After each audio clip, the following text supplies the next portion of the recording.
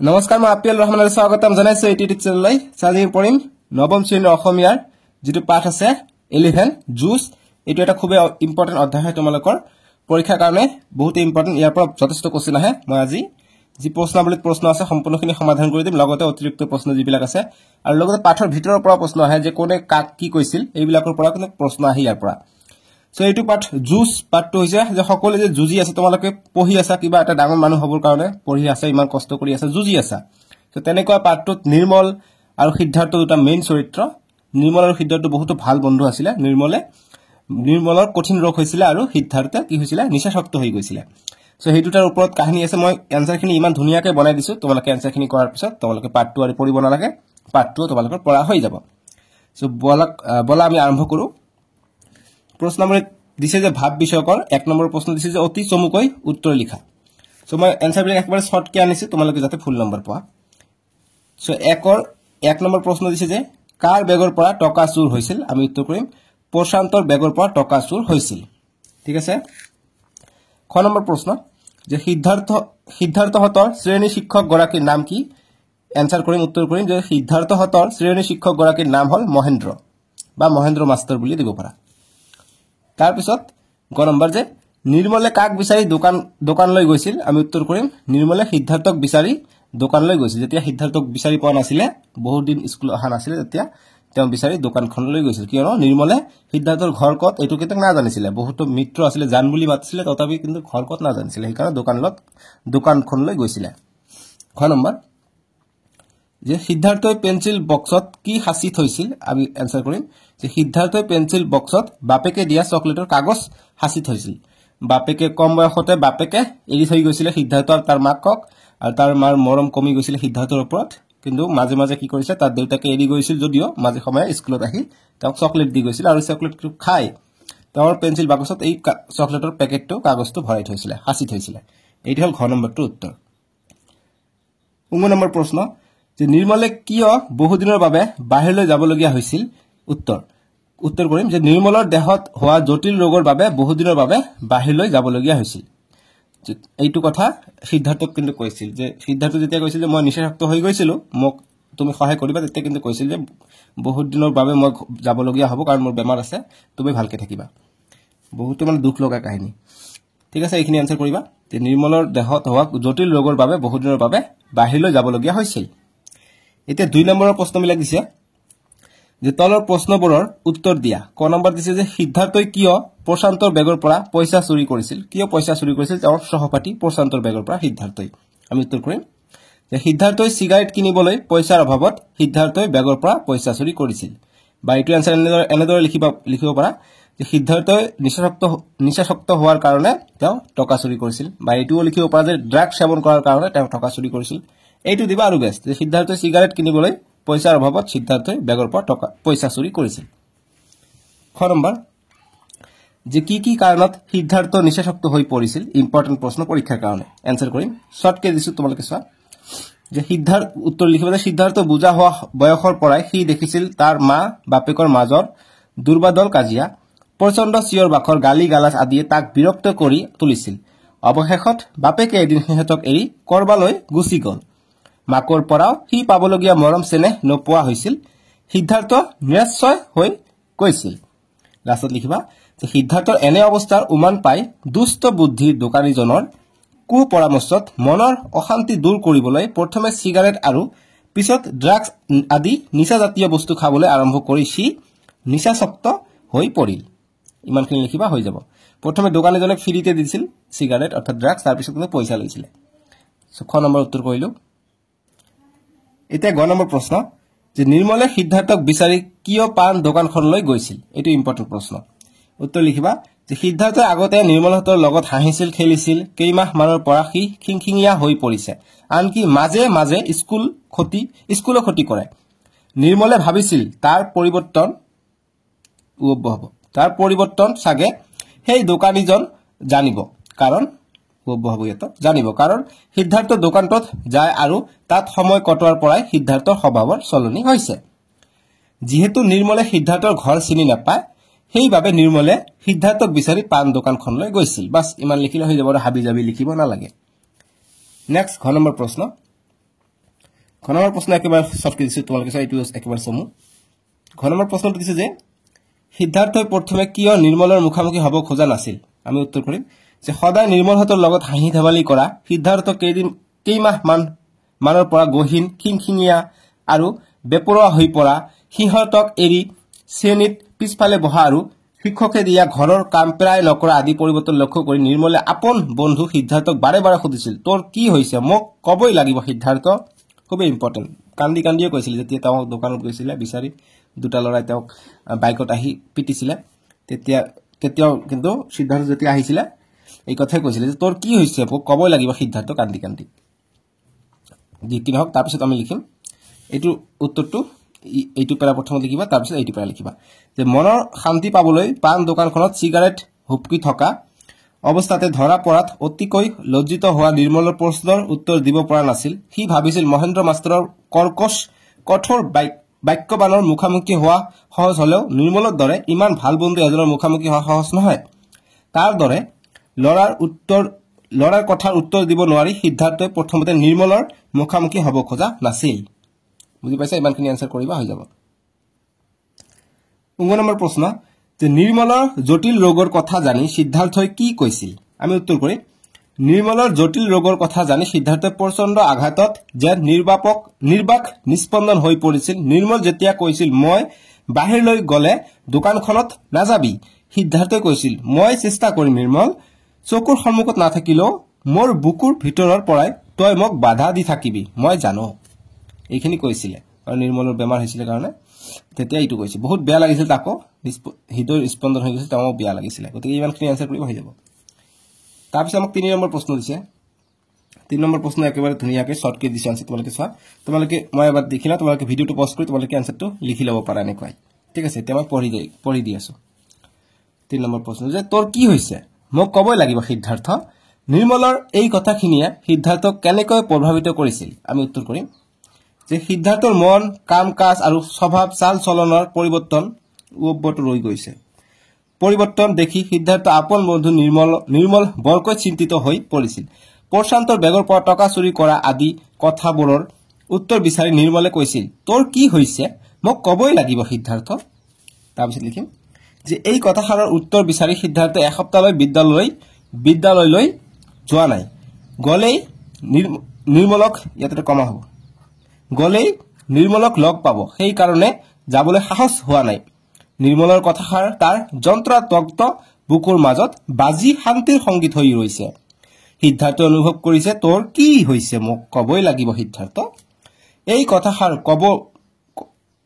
এইষাৰ কথা ক'ব পৰা মানুহবোৰে তাৰ জীৱনৰ পৰা বহু দূৰলৈ গুচি গ'ল। এইষাৰ কথা উত্তৰ দিব নোৱাৰি অস্বস্তিকৰ মৌনতাৰ মাজত সিদ্ধাৰ্থ ছটফটাই আছিল। ঠিক আছে, ইমানখিনি এনচাৰ কৰিবা এইটো প্ৰশ্নৰ। বুজি পাইছা? এইটো হ'ল 3 নম্বৰ প্ৰশ্নৰ সমাধান বা উত্তৰ। এতিয়া আমাক দিছে 4 নম্বৰ প্ৰশ্নটো যে সিদ্ধাৰ্থই কিয় নিসংগতাত ভুগিছিল বুজাই লিখা। আমি উত্তৰ কৰিম যে সিদ্ধাৰ্থই বুজা হোৱাৰ পৰাই দেখিছিল মাক দেউতাকৰ দুৰ্বাদল কাজিয়া, চিঞৰ বাখৰ, গালি গালাজ। কিছুদিন পিছত দেউতাকে সিহঁতক এৰি গুচি গ'ল। মাকৰ পৰা পাবলগীয়া মৰমবোৰ সি নোপোৱা হ'ল। ঘৰুৱা এই ঘটনাই তাক বিদ্ৰোহী, খিংখিঙীয়া, অকলশৰীয়া কৰি তুলিলে। সদায় লগৰীয়াৰ লগত হাঁহি ধেমালি কৰি থকা সিদ্ধাৰ্থৰ মুখৰ হাঁহি নোহোৱা হ'ল। ফলত সিদ্ধাৰ্থই নিসংগতাত ভুগিছিল। ঠিক আছে, ইমানখিনি লিখিবা। এতিয়া 5 নম্বৰ প্ৰশ্ন ইমানখিনি এনচাৰ। ঠিক আছে, শ্বৰ্টকৈ দিছোঁ, লিখিবা। প্ৰশ্নটো দিছে যে নিৰ্মলে কেনেদৰে সিদ্ধাৰ্থক ভুল বাটৰ পৰা আঁতৰাই আনিছিল বিৱৰি লিখা। গতিকে নিৰ্মলে সিদ্ধাৰ্থ যেতিয়া নিচাসক্ত হৈ গৈছিলে, ড্ৰাগছ খোৱাত, চিগাৰেট খোৱাত, তেতিয়া কেনেকৈ ভুল বাটৰ পৰা আঁতৰাই আনিছিলে। নিশ্চয়কৈ তোমালোকৰ স্কুলত বন্ধু আছে, গতিকে যিজনে বন্ধু তোমালোকক চিগাৰেট খোৱা শিকাইছে, শিখৰ খোৱা শিকাইছে, তেনেকুৱা বন্ধুৰ পৰা আঁতৰত থাকিবা দেই। তেনেকুৱা বন্ধুক নালাগে জীৱনত। তেনেকুৱা বন্ধু কেতিয়াও ভাল বন্ধু হ'ব নোৱাৰে। গতিকে তোমালোকৰ যদি আছে যে তুমি তোমাৰ বন্ধুৰ লগত সংগ হৈ তুমি শিখৰ খোৱা শিকিছা বা চিগাৰেট খোৱা শিকিছা, বহুত বেয়া কাম কৰি আছে, তুমি সেইটো বন্ধুৰ পৰা আঁতৰ হোৱা, তুমি জীৱনত ভাল মানুহ হ'ব পাৰিবা। নহ'লে তুমিও নিচাসক্ত হৈ যাবা। তোমালোকে যি গাৰ্লফ্ৰেণ্ড বনোৱা, গাৰ্লফ্ৰেণ্ডৰ যি ছোৱালীজনীৰ দেউতাকে কিন্তু তোমাক ছোৱালী নিদিব, কিয়নো তুমি নিচা কৰা। কি দিব? নিদিব। ঠিক আছে, আৰু নিচা কৰিলে চাকৰি পোৱা সম্ভাৱনা কমি যাব, কিয়নো নিচা কৰিলে ব্ৰেইন শক্তি কমি যাব, পঢ়া মনত নাথাকিব। যি কি নহওক 5 নম্বৰ প্ৰশ্ন আমি উত্তৰ কৰোঁ এতিয়া যে নিৰ্মলে কেনেদৰে সিদ্ধাৰ্থক ভুল বাটৰ পৰা আঁতৰাই আনিছিল বিৱৰি লিখা। আমি উত্তৰ কৰিম যে সিদ্ধাৰ্থ আছিল নিৰ্মলৰ সহপাঠী আৰু অতি অন্তৰংগ আপন বন্ধু ঘৰুৱা সমস্যাই সিদ্ধাৰ্থক পঢ়া শুনাত বাধা দিয়াৰ উপৰিও হতাশাত অন্তৰ অস্থিৰ কৰি তুলিছিল ফলত তেওঁ নিচাসক্ত হৈছিল তাৰপিছত লিখিবা যে নিৰ্মলে সিদ্ধাৰ্থক ভুল বাটৰ পৰা আঁতৰাই আনিবলৈ দৃঢ় সংকল্প লৈছিল নিৰ্মলৰ দেহত বেমাৰ তথাপি তেওঁ যুঁজি আছে আৰু কৈছে জীৱনটো এটা যুঁজ সকলোৰে জীৱনত যুঁজবোৰ বেলেগ বেলেগ লাষ্টত লিখিবা যে এনেদৰে সিদ্ধাৰ্থৰ মৰা আত্মাক সজীৱ কৰি জীৱনত আগবাঢ়িবলৈ নিৰ্মলে প্ৰেৰণা দিছিল তথা নিৰ্মলে সিদ্ধাৰ্থক ভুল বাটৰ পৰা আঁতৰাই আনিছিল এইখিনি হ'ব আমাৰ 5 নম্বৰটোৰ প্ৰশ্নৰ উত্তৰ কিমান ধুনীয়াকৈ দিছো তোমালোকে নিশ্চয় লক্ষ্য কৰিছানে ভাল লাগিছে যদি আনসাৰবোৰ এতিয়া ভিডিওটো লাইক কৰা আৰু কমেন্ট কৰি জনাবা যে স্যাৰ ভাল লাগিছে 6 নম্বৰ প্ৰশ্ন যে তাত দৰে লৰাৰ কথা উত্তৰ দিব নোৱাৰি অস্বীকৃতিৰ মৌনতাৰ মাজত মাথো ছটফটাবহে পাৰি কথাষাৰৰ অৰ্থনিহিত ভাৱ বিশ্লেষণ কৰা ইম্পৰ্টেন্ট প্ৰশ্ন লিখিম যে ইয়াত সিদ্ধাৰ্থৰ জান অৰ্থাৎ নিৰ্মলে কৰা প্ৰশ্ন তোৰ কি হৈছে মোক কবই লাগিব সিদ্ধাৰ্থ এই প্ৰশ্নৰ উত্তৰ বিচাৰি সিদ্ধাৰ্থ ছটফটাই আছে গতিকে জান বুলি সিদ্ধাৰ্থই নিৰ্মলক মাতিছিলে নিৰ্মলে সিদ্ধাৰ্থক জান বুলি মাতিছিলে তোমালোকে যেনেকুৱা ছোৱালীকহে গাৰ্লফ্ৰেণ্ডে জান বুলি মাতা তেনেকুৱা নহয় ইহঁতে বন্ধু ইমান ধুনীয়া বন্ধু আছিল জান বুলি মাতিছিলে দেখিছা যে ইয়াত সিদ্ধাৰ্থৰ জান নিৰ্মলে কৰা প্ৰশ্ন তোৰ কি হৈছে মোক কবই লাগিব সিদ্ধাৰ্থ এই প্ৰশ্নৰ উত্তৰ বিচাৰি সিদ্ধাৰ্থই ছটফটাই আছে তাৰপিছত লিখিবা যে সিদ্ধাৰ্থ প্ৰায় এসপ্তাহ বিদ্যালয় যোৱা নাই যাবলৈ তাৰ সাহস হোৱা নাই নিৰ্মলৰ কথাষাৰ তাৰ যন্ত্ৰণা দগ্ধ বুকুৰ মাজত বাজি শান্তিৰ সংগীত হৈ ৰৈছে তোৰ কি হৈছে মোক কবই লাগিব ঠিক আছে অশান্তি কথাটো দিবা দেই অশান্তিৰ নিৰ্মলৰ কথাষাৰ বুকুৰ মাজত বাজি অশান্তি কথা দিব এটা লগাই দিবা অশান্তি লাগিছিল না কথাটো যি কৈছিলে যে তোৰ কি হৈছে মোক কবই লাগিব সিদ্ধাৰ্থ গতিকে অশান্তিৰ সংগীত হৈ ৰৈছে তোৰ কি হৈছে মোক কবই লাগিব সিদ্ধাৰ্থ গতিকে আগৰ এটা কোশ্চেন থাকে আমি শান্তিৰ কথাটো মই উল্লেখ কৰিছো তাতে তোমালোকে অশান্তিটো লিখি দিবা ঠিক আছে আমি যি প্ৰশ্ন উত্তৰ কৰিছো 3 নম্বৰটো ইয়াত শান্তিৰ কথাটো উল্লেখ আছে ইয়াত চোৱা যে নিৰ্মলৰ কথা হয় তাৰ যন্ত্ৰণাগ্ন বুকুৰ মাজত বাজি অশান্তিৰ সংগীত হৈ ৰৈছে গতিকে অশান্তি এটা লগাই দিবা যে অশান্তিৰ সংগীত হৈ ৰৈছে অশান্তি দিছে নহয় তেওঁ ঠিক আছে অশান্তি যিকি নহয় আমি 6 নম্বৰটো উত্তৰ এটা কৰি আছো যে বাজি অশান্তিৰ সংগীত হৈ ৰৈছে তোৰ কি হৈছে মোক কবই লাগিব সিদ্ধাৰ্থ লাষ্টত লিখিবা যে কাৰণ নিৰ্মলে যেনেকুৱা আপন মানুহ তাৰ ওচৰত নাই সেইবাবে সিদ্ধাৰ্থ নিচাসক্ত হৈ পৰিছে ফলত নিৰ্মলে কৰা প্ৰশ্নৰ উত্তৰ নাপাই সিদ্ধাৰ্থই ছটফটাই আছে এয়াই কথাষাৰৰ অন্তৰ্নিহিত ভাৱ এইটো গল 6 নম্বৰটোৰ উত্তৰ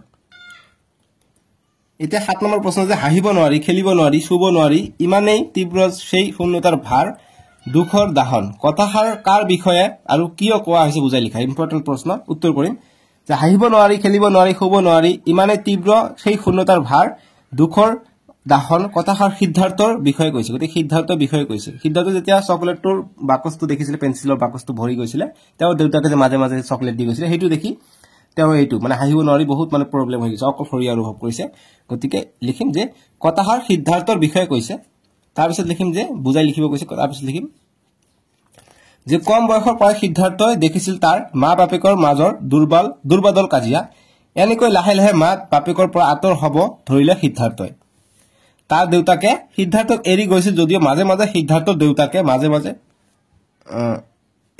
কাটি দিবা এক্সট্ৰাকে দিছো যে তাৰ দেউতাকে সিদ্ধাৰ্থক এৰি গৈছিল যদিও মাজে মাজে সিদ্ধাৰ্থৰ দেউতাকে স্কুল ছুটিৰ পিছত চকলেট দিছিল সেই চকলেটৰ কাগজবোৰ সিদ্ধাৰ্থই তাৰ পেন্সিল বাকচত ৰাখিছিল লাষ্টত দিবা যে সিদ্ধাৰ্থই চকলেটৰ বাকচবোৰ পেন্সিল বক্সত ভৰাই থওঁতে বক্সটো ভৰি গৈছিল আনহাতে তাতকৈও সোনকালে ভৰি পৰিছিল তাৰ বুকুখন অসহনীয় শূন্যতাৰ সেই শূন্যতাৰ ভাৰ দুখৰ দহন ইমানে তীব্ৰ আছিল যে সি হাঁহিব নোৱাৰে শুব নোৱাৰে খেলিব নোৱাৰে অসহনীয় বেদনা আৰু শূন্যতাই সিদ্ধাৰ্থক অস্থিৰ কৰি তুলিছিল দেখিছা এনেকৈ লিখিবা হৈ যাব বয় হ'ব শুব নোৱাৰে হাঁহিব নোৱাৰে এটা দিবা না ঠিক আছে অকল বয় হ'ব হাঁহিব নোৱাৰে শুব নোৱাৰে ঠিক আছে মই স্পেলিংবিলাক চেক কৰি আছো এইটো 7 নম্বৰটোৰ উত্তৰ এতিয়া 8 নম্বৰ প্ৰশ্ন যে সিদ্ধাৰ্থই কিহৰ তাৰণাত মাকৰ খাৰুজ চুৰি কৰিছিল আৰু তাৰ কিয় অন্তদন্ন হৈছিল বুজাই লেখা মানে বেয়া লাগিছিল এইটো কৈছে উত্তৰ কৰিম যে নিচা কৰাৰ বাবে টকাৰ অভাৱত সিদ্ধাৰ্থই মাকৰ খাৰুজ চুৰি কৰিছিল কিয় চুৰি কৰিছিল আমি উত্তৰটো পাই গলো আৰু লিখিম যে খাৰুজৰ চুৰি কৰা সন্দেহত সিহঁতৰ ঘৰত কাম কৰি থকা ছোৱালীজনীক চুৰি কৰা সন্দেহত পুলিচে লকআপত ভৰাইছিল কাম কৰা ছোৱালীজনীৰ এনে হোৱা বাবে সিদ্ধাৰ্থই অন্তৰ্দ্ন হৈছিল এইটো হ'ল 8 নম্বৰ প্ৰশ্ন এই ছোৱালীজনীক যে তেওঁ চুৰ কৰিছিল ছোৱালীজনীক কি কৰিছে গতিকে হেতু ভাবিছিল যে তেওঁৰ ভিতৰৰ মানুহ মৰি গৈছে মৰম নাই তেনেকুৱা হৈ গৈছিল অৱস্থা এতিয়া 9 নম্বৰ প্ৰশ্ন যে আসলতে মন গলেই সুখী হ'ব পাৰি জান কি প্ৰসংগত নিৰ্মলে সিদ্ধাৰ্থক এনেদৰে কৈছিল বুজাই লিখা আমি এনসাৰ কৰিম উত্তৰ কৰিম যে সিদ্ধাৰ্থই তাৰ মনৰ সকলো দুখ আৰু হতাশাৰ কথা ইয়াৰ পৰা পৰিত্ৰাণ পাবলৈ সি নিচাসক্ত হোৱাৰ কথা ড্ৰাগছ সেৱন কৰা এইবোৰ খাবলৈ অভাৱত পৰি পইচা চুৰি কৰাৰ কথা এই সকলো তাৰ অন্তৰংগ বন্ধু নিৰ্মলক মন খুলি কলে ইয়াৰ পিছতে সি হুমনিয়া কাৰি কলে সি হয়তো ড্ৰাগছ সেৱন কৰি তাৰ মৰণ মাতিছে তাৰপিছত লিখিবা যে নিৰ্মলে তেতিয়া কৈছিল আসলতে মন গলে সুখী হ'ব পাৰি জান নিৰ্মলে বুজাইছিল গল্প উপন্যাস লিখিব নাজানিলেও মন গলে তাক পঢ়ি তৃপ্তি হ'ব পাৰি গান গাব নাজানিলেও মন গলে গান শুনি অন্তৰত অপাৰ আনন্দ লাভ কৰিব পাৰি কথাটি আছে কৰিব পাৰি আসল কথা হল মন কৰিলে অন্তৰত সকলো হতাশ দুখ বেদনা আঁতৰ কৰি জীৱনটো সুন্দৰ কৰি তুলিব পাৰি কিছুমান ব্ৰেকআপ হয় মনটো ভাঙি পৰিছে বোলে মোৰ লাইফটো শেষ সুইসাইড কৰে কিছুমানে তেনেকুৱা নকৰিবা লাইফটো বহুত ডাঙৰ হয় এতিয়া 10 নম্বৰৰ প্ৰশ্নবিলাক দিছে যে ব্যাখ্যা কৰা ক নম্বৰ প্ৰশ্ন দিছে যে নোপোৱা মৰম পোৱাৰ আশাই যেন তাক দুৰ্বল আৰু অভিমানী কৰে উত্তৰ কৰিম যে উক্ত কথা ফাকি ডক্টৰ মৃণাল কলিতাৰ জুস নামৰ গল্পটিৰ অন্তৰ্গত তাৰপিছত লিখিম যে সিদ্ধাৰ্থই যে বেয়া তথা ঘৃণীয় কাম কৰিছে এইটো সত্য এই সত্য কামটোৰ আৰত যে তাৰ এক কৰুণ সত্য কাহিনী সোমাই আছে এইটোও সত্য এই কথা কবলৈকে এনেদৰে কোৱা হৈছে এটো পেটিকৰ কাৰণে তলত আহিছে কোৱা হৈছে এনেকৈ ওপৰত হৈছে বুলি দি দিবা ঠিক আছে যেনেদৰে কোৱা হৈছে এইটো কাটি দিবা হয়কাৰ হৈছে তাৰপিছত লিখিবা যে সিদ্ধাৰ্থই প্ৰশান্তৰ বেগৰ পৰা পইচা চুৰি কৰা মাকৰ খাৰু চুৰি কৰা ইমান কম বয়সীয়া ল'ৰা এটাই সিগাৰেট হুপিবলৈ ধৰা ড্ৰাগছ আসক্ত হোৱা শিক্ষকৰ চকুলৈ চাই টান কথা কোৱা ড্ৰাগছৰ আসক্ত হোৱা শিক্ষকৰ টান কথা কোৱা আদি অতি ঘৃণীয় কাম এই ঘৃণীয় কাম যে সি কৰিছিল ই সত্য কিন্তু ঘৃণীয় কাম কৰা আৰত তাৰ যে কৰুণ কাহিনী আছে এই কথা সত্য সেইভাবে উক্ত কথা ফাকি কৈছে যে নোপোৱা মৰম পোৱাৰ আশাই যেন তাক দুৰ্বল আৰু অভিমানী কৰে বুজি পাইছা এতিয়া 10ৰ খ নম্বৰ প্ৰশ্নটো দিছে যে মানুহে দেখা ঘৃণীয় সত্যৰ আৰত হয়তো কেতিয়াবা লুকাই থাকে আন কিছুমান কৰুণ সত্য আমি উত্তৰ কৰিম যে উক্ত বাক্য ফাকি আমাৰ পাঠ্যপুথিৰ অন্তৰ্গত ডক্টৰ মৃণাল কলিতা দেৱৰ দ্বাৰা ৰচিত জুস নামৰ গল্পটিৰ পৰা তুলি দিয়া হৈছে তাৰপিছত লিখিম যে কেতিয়াবা দেখা পোৱা সত্য ঘটনাবোৰৰ আৰত কিছুমান কৰুণ কাহিনী লুকাই থকা দেখা পোৱাৰ প্ৰসংগতে লেখকে উক্ত কথাষাৰি অৱতাৰণা কৰিছে আৰু লাষ্টত লিখিম যে সিদ্ধাৰ্থ এজন সংবেদনশীল ল'ৰা সিও লগৰ ল'ৰাৰ লগত হাঁহি ধেমালি কৰি খেলিছিল কিন্তু কেইমাহ মানৰ পৰা সি গহীন খিংখিঙীয়া আৰু বেপৰোৱা হৈ পৰিছে শিক্ষকে কৰিব দিয়া ঘৰৰ কাম প্ৰায় নকৰে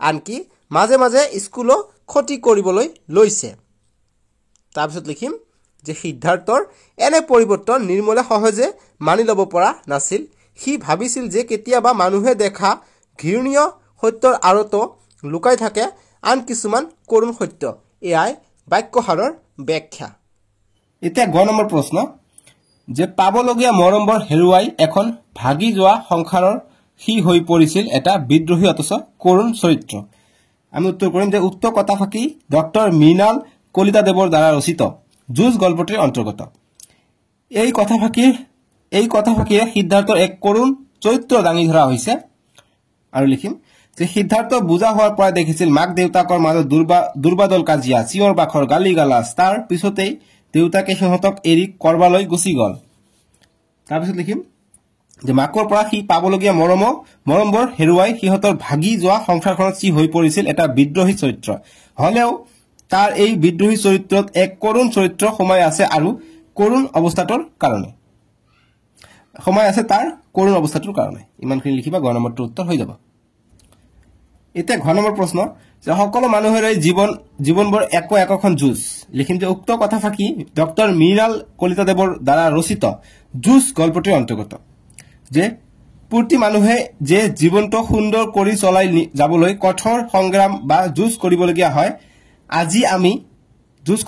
ইয়াৰ ওপৰত তাৰপিছত লিখিবা যে আজি আমি ইমান কষ্ট কৰি পঢ়ি আছো চাকৰি পৰীক্ষাত বহুতো নিবনুৱা চাকৰি পাবলৈ যুঁজি আছে মা দেউতাহঁত ঘৰখন ভালদৰে চলাবৰ বাবে দিন ৰাতি কষ্ট কৰি আমাক খুৱাই আছে গতিকে উক্ত কথাষাৰ এয়াই সকলো মানুহৰে জীৱনবোৰ একোখন যুঁজ মাত্ৰ যুঁজৰ ধৰণবিলাক বেলেগ বেলেগ এনেকৈ লিখা ফুল নম্বৰ হ'ব একেবাৰে ধুনীয়াকৈ বনাই দিছো ঠিক আছে তোমালোকে কত এইটো আনসাৰ নপোৱা এইটো হল ঘ নম্বৰটোৰ উত্তৰ 11 নম্বৰ প্ৰশ্ন যে যুঁজ গল্পটোৰ শিৰোনামৰ তাৎপৰ্য বুজাই লিখা গতিকে শিৰোনাম যে যুঁজ দিছে কি দিছে গতিকে তাৎপৰ্য লিখিব কৈছে আমি উত্তৰ কৰিম যে যুঁজ গল্পটোত এজন নিশাসক্ত কিশোৰৰ মনৰ জগতখন চিত্ৰিত কৰা হৈছে সিদ্ধাৰ্থ নামৰ সংবেদনশীল কিশোৰজনে পাৰিবাৰিক কাৰণত নিসংগতা আৰু হতাশাত ভুগি ড্ৰাগছৰ আশ্ৰয় লৈছে কিন্তু সেই অন্ধকূপৰ পৰা উভতাই আনিবলৈ তাৰ আপন বন্ধু নিৰ্মলে অলস চেষ্টা কৰিছে যুঁজ কৰিছে নিৰ্মলে ৰোগত ভুগি আছিল তেওঁ যুঁজ কৰি আছে সকলো মানুহৰে জীৱনটো এখন যুঁজৰ দৰে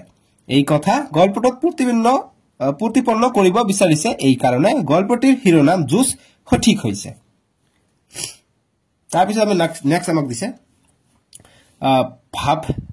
ভাব বিষয়কত দিছে এইখিনি আমি এতিয়া চাম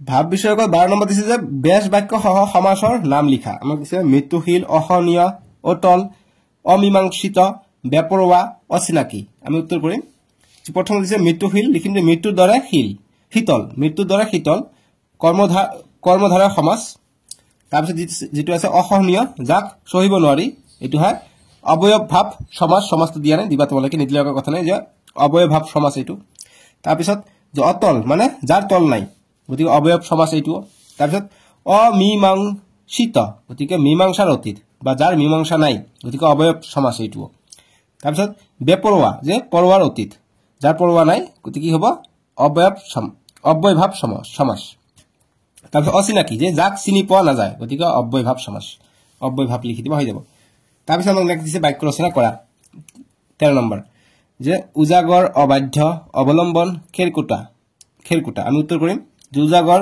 গোটেই নিশা উজাগৰে থাকি সি কামটো কৰিলে অবাধ্য যে পিতৃ মাতৃৰ কোনো কথাতে সন্তান অবাধ্য হ'ব নালাগে তাৰপিছত অৱলম্বন যে শিক্ষাগুৰুৰ সহজ উপদেশক অৱলম্বন কৰি জীৱন গঢ়িবা তাৰপিছত খেৰকুটা যিখিনি বিপদত পৰিলে মানুহে খেৰকুটা ডালকে বাচিবলৈ খামচি ধৰে এতিয়া 14 নম্বৰ প্ৰশ্ন সমৰ্থক শব্দ লিখা নীৰৱতা বিষাদ প্ৰস্তৰ একাকিত্ব আন্ধাৰ আমি সমৰ্থক শব্দ লিখিম এনেকে প্ৰথমত দিম যে নীৰৱতা যে নিশব্দ বিষাদ বেজাৰ দুখ বা শোক যিকোনো এটা লিখিব হৈ যাব তাৰপিছত প্ৰস্তৰ লিখিব পাথৰ শিল যিকোনো এটা তাৰপিছত একাকিত্ব লিখিম নিসংগ বা অকলশৰীয়া তাৰপিছত নেক্সট দিছে আন্ধাৰ লিখিম নিশা বা তিমিৰ এতিয়া অতিৰিক্ত প্ৰশ্ন দিছে 15 নম্বৰ আৰু 16 নম্বৰ সেইখিনি কৰিম শৰ্টকে দিছে আনসাৰখিনি 15 নম্বৰ প্ৰশ্নটো দিছে যে ডক্টৰ মৃণাল কলিতাৰ যুঁজ গল্পটোৰ ড্ৰাগছ আসক্ত মানুহৰ প্ৰতি কেনে ধৰণৰ মানৱীয় সঁহাৰি দেখুওৱা হৈছে বুজাই লিখা আমি উত্তৰ কৰিম যে ডক্টৰ মৃণাল কলিতা দেৱৰ হ'ব কলিতাৰ ৰটা দিবা যে ডক্টৰ মৃণাল কলিতাৰ যুঁজ গল্পটোত এজন নিশাসক্ত কিশোৰৰ মনৰ জগতখনৰ এখন প্ৰতিচ্ছবি দাঙি ধৰিছে পাৰিবাৰিক কাৰণত সিদ্ধাৰ্থ নামৰ কিশোৰজনে নিসংগতাত ভুগি ড্ৰাগছৰ আশ্ৰয় লৈছে সিদ্ধাৰ্থক সেই অন্ধকূপৰ পৰা আঁতৰাই আনিবলৈ তাৰ বন্ধু নিৰ্মলে প্ৰয়াস কৰিছে সেই চেষ্টা সফল হোৱাৰো আশা দেখা গৈছে নিৰ্মলৰ মৰম আৰু দায়িত্ববোধে সিদ্ধাৰ্থক আশাৰ পোহৰৰ বাট দেখুৱাইছে লাষ্ট লিখিবা যে গল্পটিত কেৱল সিদ্ধাৰ্থই নহয় সিদ্ধাৰ্থৰ দৰে আন বহুতো ড্ৰাগছৰ অন্ধকাৰ জগতত ভৰি দি যে এখন অন্ধকাৰ জগতলৈ সোমাই গৈছে তাৰ এক ইংগিত লিখকে দিছে। গতিকে মানৱীয় মূল্যবোধৰ লগতে সামাজিক দায়বদ্ধতাৰ কথা উনুকিয়াইছে লেখকে। বাছ হৈ যাব। তাৰপিছত আমি 16 নম্বৰটো কৰিম। 16 নম্বৰ প্ৰশ্নটো দিছে যে নিচাসক্ত মানুহৰ প্ৰতি থকা মানৱীয় সঁহাৰি কেনেধৰণৰ হ'ব লাগে নিজৰ কথাৰে লিখা। আমি উত্তৰ কৰিম যে সাধাৰণতে মানসিক অস্থিৰতাই ড্ৰাগছৰ প্ৰতি আসক্তি আনে। পাৰিবাৰিক সমস্যাৰ বাবে সিদ্ধাৰ্থ মানসিকভাৱে অস্থিৰ হৈ পৰিছিল। নিসংগতাত সি ছটফটাইছিল। নোপোৱা মৰমবোৰ পোৱাৰ বাবে ব্যাকুল হৈছিল। গতিকে কিশোৰ অৱস্থাৰ ছাত্ৰ ছাত্ৰীৰ মনটো বুজি পাবলৈ পিতৃ মাতৃয়ে হওক শিক্ষকে হওক চেষ্টা কৰিব লাগে। আৰু লাষ্টত দিম যে মৰম আদৰেৰে নিচাসক্ত লোকক বুজনি দি সেই অন্ধকাৰ জগতৰ পৰা আঁতৰাই অনাটো সমাজৰ লোকসকলৰ দায়িত্বৰ লগতে কৰ্তব্য। প্ৰত্যেক মানুহেই নিজৰ লগত যুঁজিব পাৰে। নিচাসক্ত লোককো সেই আত্মবিশ্বাস গভীৰ কৰিবলৈ বুজনি দিব লাগে। গতিকে আমি সম্পূৰ্ণখিনি সমাধান কৰিলো। এতিয়া পাঠৰ ভিতৰৰ প্ৰশ্নখিনি চাম, কিয়নো পাঠৰ ভিতৰৰ পৰা তোমালোকৰ পৰীক্ষাত প্ৰশ্ন আহে। ফাৰ্ষ্ট প্ৰশ্নটো দিছে যে মহেন্দ্ৰ মাষ্টৰক চকু পাতি ধৰি ভোকাহি মাৰি উঠা ল'ৰাজনেও এনেকৈ কথা ক'ব পাৰেনে? বাক্যশাৰী কাৰ আৰু কিয় এনেকৈ কৈছিল লিখা। আমি উত্তৰ কৰিম যে উক্ত ইম্পৰ্টেণ্ট প্ৰশ্ন যে উক্ত কথাষাৰ নিৰ্মলৰ। যেতিয়া সিদ্ধাৰ্থই কৈছিল মই নিশ্চয় চেষ্টা কৰিম নিৰ্মল, চকুৰ সন্মুখত নাথাকিলেও মোৰ বুকুৰ ভিতৰৰ পৰাই তই মোক বাধা দি থাকিবি মই জানো, তেতিয়া উক্ত কথাষাৰ নিৰ্মলে ভাবিছিল। গতিকে নিৰ্মলে ভাবিছিল যে ই ইমান দুষ্ট ল'ৰা, ইয়াৰ মুখেদি এনেকুৱা কথা ওলাব পাৰে যে মই নিশ্চয় চেষ্টা কৰিম, ই দূৰত যাব তথাপি এইটো নিচা নকৰিব, সেইকাৰণে কৈছিলে। এতিয়া 6 নম্বৰ, সিদ্ধাৰ্থ দুষ্ট ল'ৰা নাছিল দেই, মানে নিচাখোৰ হৈ গৈছিলে, মানে অকলশৰীয়া থাকোঁতে ভাল ল'ৰাই আছিলে।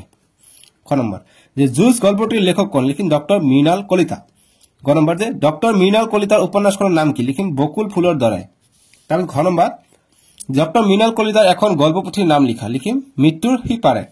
9 নম্বৰ যে এইখন স্কুলত চোৰৰ বাবে ঠাই নাই কথাষাৰ কোনে কৈছিল? আমি উত্তৰ কৰিম সিদ্ধাৰ্থ নিৰ্মলহঁতৰ শিক্ষক মহেন্দ্ৰ মাষ্টৰে কৈছিল। তাৰপিছত 6 নম্বৰ যে নিৰ্মল দোকানখনৰ ফালে কিয় আগবাঢ়ি গৈছিল? আমি উত্তৰ কৰিম যে তাৰ আপোন বন্ধু সিদ্ধাৰ্থ দোকানখনলৈ সঘনে যোৱাৰ ৰহস্য জানিবলৈ। তাৰপিছত 6 নম্বৰ যে তোৰ লগত মোৰ কথা আছে কোনে কাক কৈছিল? আমি উত্তৰ কৰিম নিৰ্মলে সিদ্ধাৰ্থক কৈছিল যে তোৰ লগত মোৰ কথা আছে। এতিয়া 10 নম্বৰ প্ৰশ্ন যে তোৰ কি হৈছে মোক ক'বই লাগিব সিদ্ধাৰ্থ কোনে কৈছিল? উত্তৰ কৰিম নিৰ্মলে কৈছিল। ইম্পৰ্টেণ্ট প্ৰশ্ন। তাৰপিছত যে মহেন্দ্ৰ মাষ্টৰৰ কৰ্চত কঠোৰ বাক্যবানৰ মুখামুখি হ'ব পৰা ছাত্ৰজন কোন আছিল? উত্তৰ লিখিম সিদ্ধাৰ্থ। 9 নম্বৰ যে এই বজ্জাতটো আজিও স্কুললৈ অহা নাই কোনে কাৰ কথা কৈছে? গতিকে মহেন্দ্ৰ মাষ্টৰে সিদ্ধাৰ্থৰ কথা কৈছিল। গতিকে ই স্কুললৈ যোৱা নাছিলে সিদ্ধাৰ্থ, কাৰণ কি হৈছে সিদ্ধাৰ্থ ক'বই লাগিব। এতিয়া নিৰ্মলে কোৱেশ্চন কৰাৰ কাৰণে মুখামুখি হ'ব খোজা নাই, কাৰণ স্কুল অহা নাছিলে। তাৰপিছত আকৌ উত্তৰ লিখা দিছে যে 1 নম্বৰ যে চুটি গল্পৰ সাধাৰণ লক্ষণবোৰ কি কি? আমি উত্তৰ কৰিম যে চুটি গল্পৰ কিছুমান সাধাৰণ লক্ষণ আছে, সেইবোৰৰ ভিতৰত তলত দিয়া লক্ষণবোৰ উল্লেখযোগ্য। 1 নম্বৰ যে চুটি গল্পৰ বিষয়বস্তুৰ কেন্দ্ৰবিন্দু একেটাই। 2 নম্বৰ যে চুটি গল্পৰ আৰম্ভণি আকস্মিক আৰু সমাপ্তি নাটকীয় হোৱা উচিত। তাৰপিছত আমি 3 নম্বৰ দিম। 3 নম্বৰ লিখিবা যে বিষয়বস্তুৰ কোনো ধৰাবন্ধা নিয়ম নাথাকে।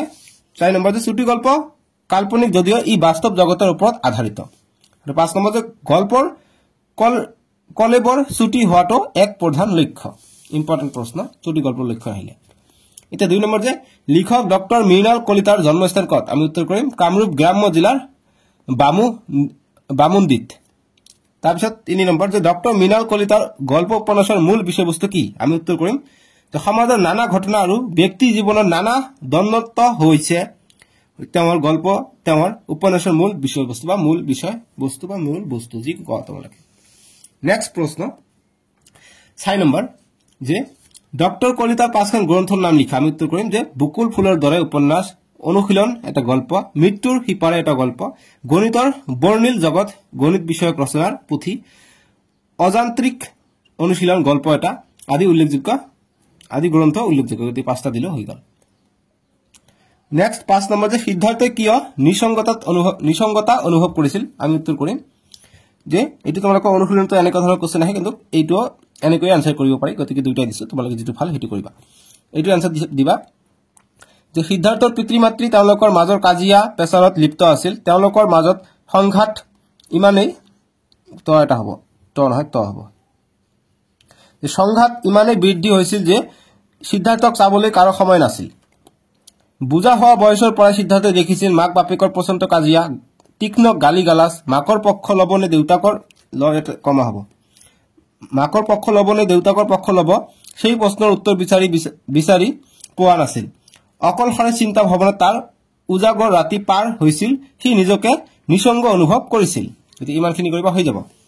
ফাইনেলি শেষ কৰিলো আপিয়াৰ Rahman YouTube channel class 9 Assamese. Like and subscribe কৰিবা।